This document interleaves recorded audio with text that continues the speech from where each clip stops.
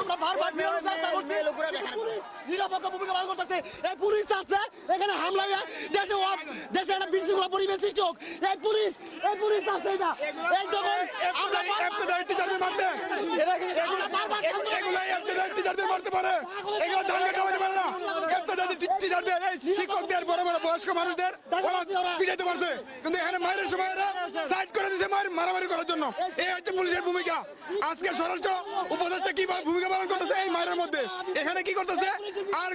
আজকে দুপুরে কি করছে এটা আপনারা দেখেন পুলিশ এরা নিজেরা যাচ্ছে বিশৃঙ্খলা সৃষ্টি করতে শিক্ষার্থীরা বিদ্যমান সমস্যা নিয়ে